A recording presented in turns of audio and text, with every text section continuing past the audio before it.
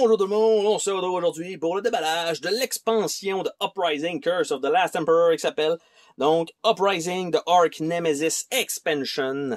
Et la boîte, elle est je dirais, 3 fois moins grosse que la boîte de base. Et le derrière de la boîte de l'expansion, malgré une super belle image, n'indique absolument pas qu'est-ce que ça contient. Donc, on va le découvrir ensemble aujourd'hui. Donc, la boîte, encore une fois, un très très bon carton épais. Nous avons évidemment à faire attention de ne pas se mettre des choses dans le nez et dans la bouche. Donc, on a une première feuille de punch avec des nouveaux territoires supplémentaires avec des petites tuiles d'un format que nous n'avions pas vu auparavant dans la boîte de base. Donc, nous avons ça ici. Encore une fois, des nouvelles tuiles ici. Et ces trucs-là. Donc, on a 6 nouvelles tuiles, 6... J'allais dire 6 nouveaux territoires, mais il semble que ça c'est peut-être des factions, peut-être. Nous avons un livre de règles qui est, ma foi, un peu similaire, en fait, boudiné comme la boîte de base. Donc, on n'est pas allé plus simple. Donc, qu'est-ce qu'on a là-dedans? Je vais le déplacer un petit peu comme ça. Donc, on a les Arch Nemesis, des Hordes, des... Imperial Legend. Ah, on a 8 héros standy. Est-ce que c'est 8 nouveaux héros, donc 2 pour chaque faction? C'est pas impossible. Donc, ce qu'on va voir, donc, Arch Nemesis. Donc, on a ça, le setup des Arch Nemesis. Le Expansion Faction. Donc, on a effectivement des factions supplémentaires dans le jeu. Donc, les Backstory, Last Emperor, The Uprising, un petit peu de texte, chapitre 1, chapitre 2. Chapitre 3, chapitre 4, chapitre 5, chapitre 6. Ça a l'air d'être juste de l'histoire, ça, en réalité. Beaucoup de artwork ici. Donc, ils ont meublé le livre avec une page ici, 38.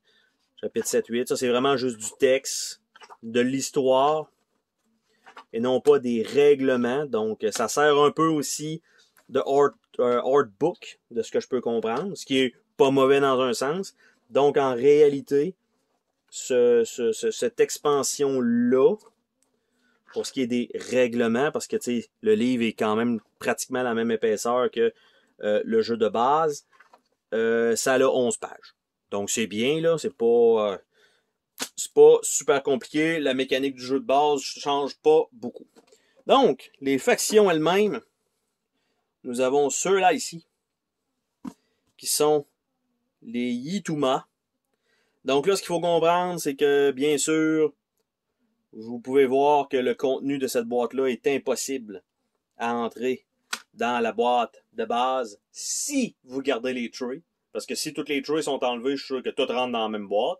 Mais évidemment, vous allez devoir traîner les factions dans leur propre boîte, malheureusement. Donc, juste pour dire. Donc, ça comme ça, il n'y a pas une big box qui existe de ces factions-là. Donc, ça comme ça. Avec The Renegade Legend, Black Brotherhood. Et ça ici. The Hawk. Le Hawkan.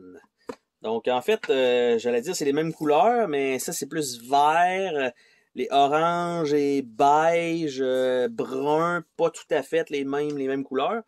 Donc, on a encore une fois 4 trays à l'intérieur de tout ça. Il y a d'après moi, les cartes vont être à mettre dans la boîte de base parce que les jetons de faction, comme on peut voir, il y a des cartes ici.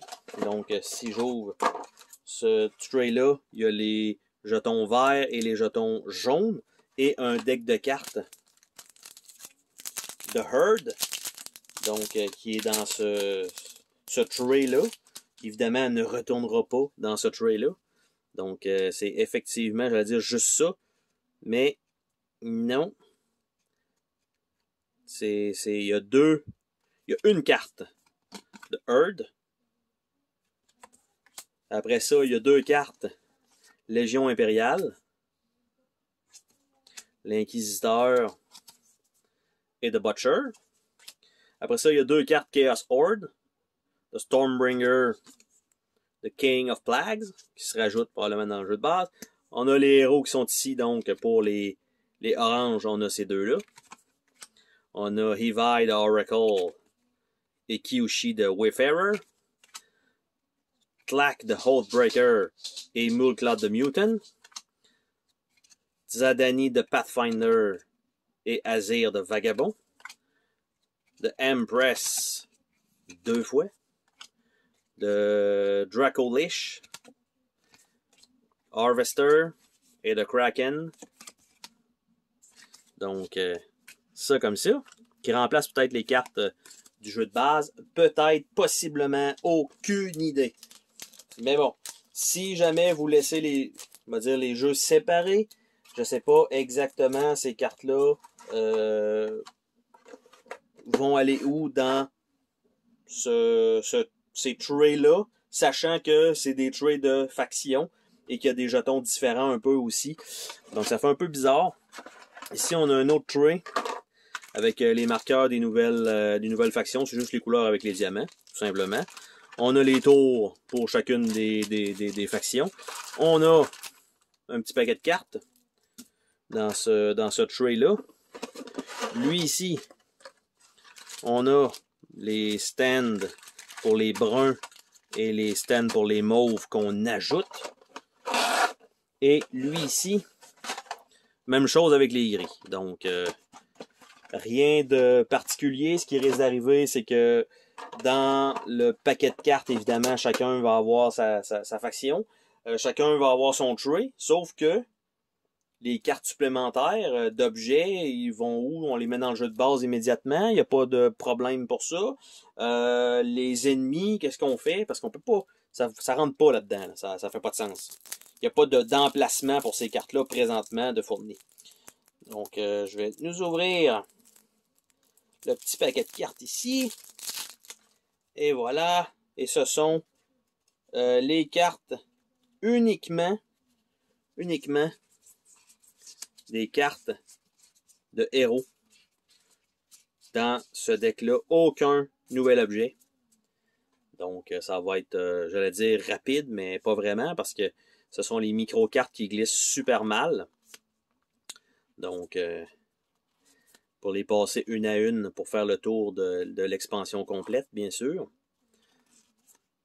Donc, ça, c'est la partie un peu pénible, qu'on perd les gens déjà, ça se déconnecte. J'ai pas le choix, parce qu'il y en a qui demandent, en fait, de voir le contenu complet des jeux. Donc, tout simplement, ça, c'est vraiment les cartes héros qui sont fournies avec ça. Il va falloir les séparer, les sleever, les mettre dans chacun leurs petits emplacements. Eux autres, ça va parce que c'est logique. Ça va vraiment dans les trays. Mais les grosses cartes de style tarot, ça ne devrait pas rentrer dans cette boîte-là. Malgré qu'avec peut-être la feuille de punch, ça va laisser un petit peu d'espace sur le dessus pour les mettre dans un sac Ziploc. Ce qui fait un peu mal penser un peu tout ça, parce qu'il y avait de l'espace pour le tray et tout ça. Puis là, finalement, on se ramasse que... Ben non, au final. Donc ça de même. Ça commence à être une bonne pile. Ça commence à être de plus en plus difficile de les glisser. On va faire le tour, ça s'en vient. Il reste une dizaine de cartes, on lâche pas tout le monde, on lâche pas. Donc, quand il y a des images, ils sont super jolis. Quand il n'y en a pas, c'est un peu dommage. Donc, ça c'est fait. Et ça retourne pour l'instant dans ce tray-là, alors que ça ne restera pas là. Donc, ça c'est fait. Et donc, voilà. Les 4 boards, donc des 4 nouvelles factions. Les règlements. Les 2 feuilles de punch supplémentaires pour des tuiles, qui sont sur le dessus tout simplement comme ça, qui rentrent pas, mais que les tuiles, automatiquement, on n'a pas le choix, il faut que ça aille dans la boîte de base. Là, ça rentre pas dans cette boîte-là. Il n'y a pas de place, mais logiquement, c'est pas là que ça devrait aller. Parce qu'il n'y a pas d'emplacement dans les trays qui sont fournis. Évidemment, un super gros bruit de flatulence pour terminer avec l'air qui sort de la boîte. Et on se dit à la prochaine. Bye bye.